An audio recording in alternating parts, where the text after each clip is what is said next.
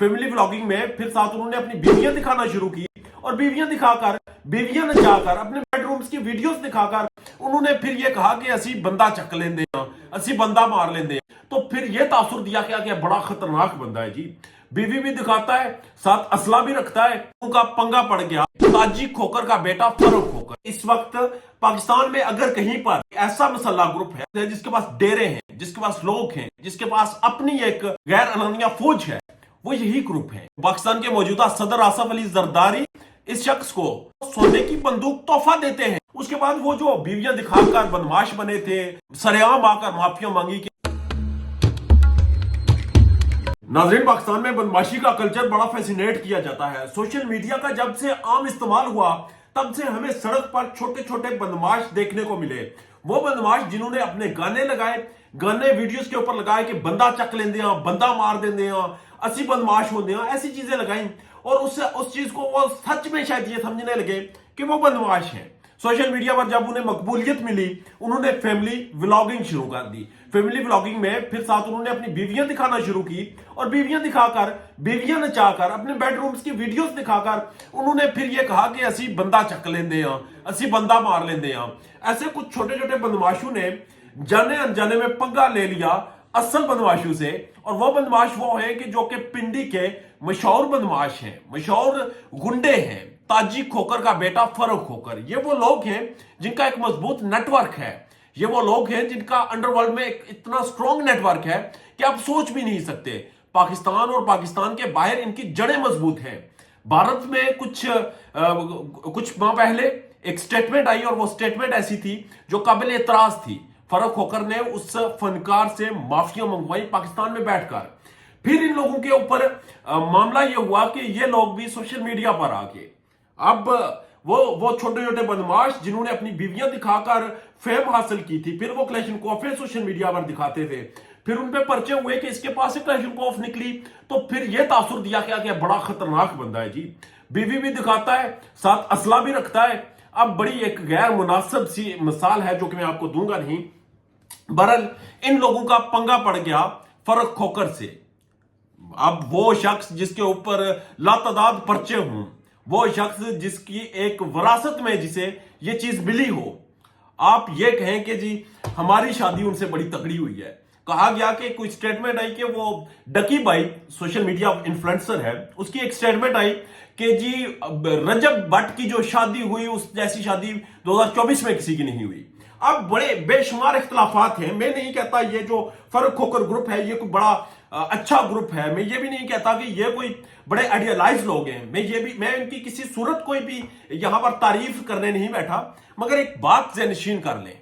वो बात ये है कि ये वो लोग हैं जिनके 4th शेड्यूल में नाम डाला जाता है। ये वो लोग हैं जो कि इस वक्त पाकिस्तान में अगर कहीं पर कोई ऐसा मसल्ला ग्रुप है जो कि इस वक्त मौजूद है, कोई ऐसा ग्रुप मौजूद है जिसके पास डेरे हैं, जिसके पास लोग हैं, जिसके पास अपनी एक गैर अलानिया फौज है, वो यही ग्रुप है। इस वक्त आप यहां पर देख लें कि पाकिस्तान के मौजूदा सदर आसफ अली जरदारी इस शख्स को, फरूक खोकर को, सोने की बंदूक तोहफा देते हैं। वो कहते हैं तुम इस काबिल हो, मैं तुम्हें ये तोहफा दे रहा हूं।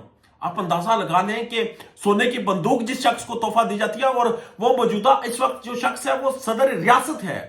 उसको कहा जाता है कि उसके भाई की या उसके दोस्त के भाई की शादी से बड़ी हमारी शादी हुई है।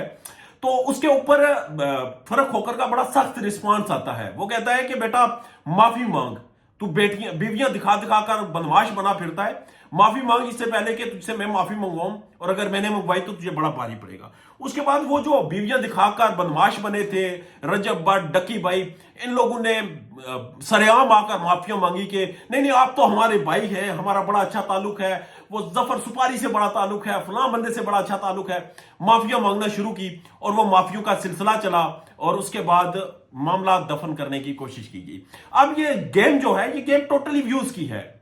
मैं ये भी कह रहा हूं कि जो असल बदमाश है और जो नकल बदमाश है, जो बीवियां दिखाकर बदमाशी कर रहा है और जिसके पास वाकयातन जिसके ऊपर कत्ल के और दीगर मुकदमात हैं, कब्जे के मुकदमात हैं, वो दोनों सोशल मीडिया का चस्का दोनों को पूरा है और दोनों व्यूज के चक्कर में है। मगर इस यहां पर एक डिफरेंस है और बड़ा दिलचस्प है। बहुत से इख्तलाफात के बावजूद بہت سے نیگیٹو کام کرنے کے باوجود یہ جو گروپ ہے جس میں فاروق کھوکر ہے، ظفر سپاری یا ان کے باقی لوگ ہیں، ان کے آپ ولاگز دیکھیں، ان کی ویڈیوز دیکھیں، ولاگز تو آتے نہیں، خیر ان کی ویڈیوز آتی ہیں، ان کے سٹیٹمنٹ سوشل میڈیا پر آتی ہیں، ان میں کہیں بھی آپ کو واہیات پر نظر نہیں آتا، ان کی بیویاں نہیں نظر آتی، ان کی گھر کی خواتین نظر نہیں آتی، ان کے بیڈ رومز کی چیزیں نظر نہیں آتی، یہ بیڈ روم میں بیٹھ کر ناشتہ کرتے ہوئے ویڈیوز نظر نہیں آتی، بلکہ ان کی نظر کیا آتا ہے جی، یہ دوستوں کے ساتھ محفلوں میں بیٹھے ہوتے ہیں، دوستوں کے ساتھ گپ شپ کر رہے ہوتے ہیں، پاکستان یا پاکستان سے باہر کوئی لائف سٹائل اپنا دکھا رہے ہوتے ہیں، جو بھی کر رہے ہوتے ہیں۔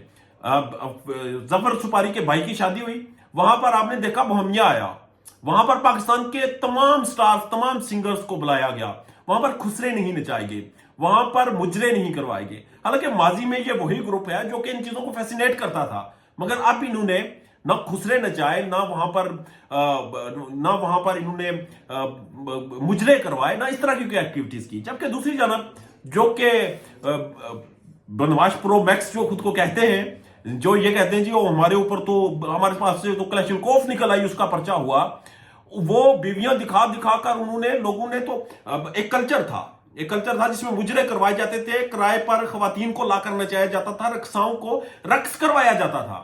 موجودہ یہ جس شادی کو سب سے بڑی شادی کلیم کیا جا رہا ہے، اس بار تو انہوں نے اپنی مائیں، بہنیں اور بیٹیاں نچائی ہیں، اور پھر ٹکر اس شخص سے لے لی جو کہ واقعتاً ان چیزوں میں ایکسپرٹ تھا، واقعتاً پرچے بھگتنے میں، بندے بھگتانے میں، باقی چیزوں میں ایک مہارت رکھتا تھا۔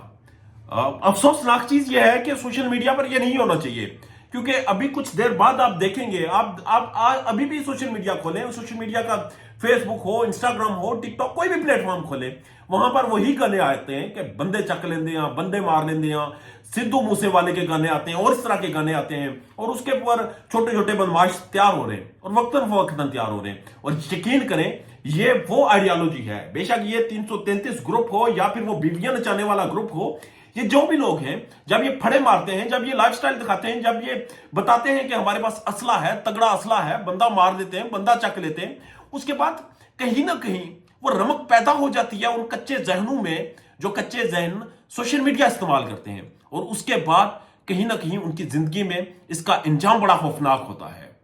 یہ ایک خوفناک جنگ ہے جو کہ سوشل میڈیا پر جاری ہے، مگر اس کا سدباب یہ ہے کہ آپ دیکھیں، یہ ظفر سپاری اس سے پہلے اسلحہ دکھاتا تھا، اور اس کے بعد بال بڑے رکھے ہوئے تھے، اس نے بال کٹوائے اور سٹیٹمنٹ دی کہ یار میں یہ کرتا تھا، آپ لوگ نہ کریں۔ ایک سٹیٹمنٹ پولیس والوں کی طرف سے زبردستی دلوائی گئی تھی، اس کے بعد پھر اس نے جب ضمانت ہوئی، اس کے بعد بھی اس نے کہا کہ یار مجھے ہوش آ گئی ہے، نہ کریں۔ اب یہ لوگ دوبارہ سے یہ جو بیویاں نچانے والا گروپ ہے، یہ اس چیز کو مزید پروموٹ کرنے لگا ہے، اور اس وقت جو انہوں نے معافیاں مانگی ہیں، جس طریقے سے، جس بانڈے طریقے سے معافیاں ان سے منگوائی گئی، یہاں سے لگتا ہے کچھ ہوش کریں گے۔ چلے بیویاں ان کی اپنی ہیں، وہ دکھاتے رہیں، دکھاتے پھریں، مگر یہ جو ایک بدماشی کا کلچر پروموٹ کرنے لگے تھے، یہ رک گیا ہے، اور یہ میں چاہتا ہوں کہ یہ رکنا چاہیے، کیونکہ سوشل میڈیا پر جو بدماش بنتے ہیں یہ بڑے مہنگے پڑتے ہیں ہمیں، یہ رکنا چاہیے یہ کلچر، اور یہ کلچر پروموٹ کرنے والوں کی حوصلہ شکنی ہونی چاہیے۔ افسوس تو اس چیز کا ہے کہ انہیں دیکھنے والے میں اور آپ ہیں، اس کلچر کو پروموٹ کرنے والے وہی عام پاکستانی ہیں، وہ اسی لیے پروموٹ ہوتا ہے کیونکہ اسے دیکھا جاتا ہے۔ اس کی حوصلہ شکنی ہمارے اداروں کی طرف سے ہونی چاہیے، اس کی حوصلہ شکنی ہمارے ایجنسیز کی طرف سے ہونی چاہیے جو کہ دیکھ رہے ہیں سوشل میڈیا۔ یہ ساری چیزوں پر کنٹرول ہماری ریاست کا ہونا چاہیے۔ اجازت دیجیے، اللہ نے کے بہت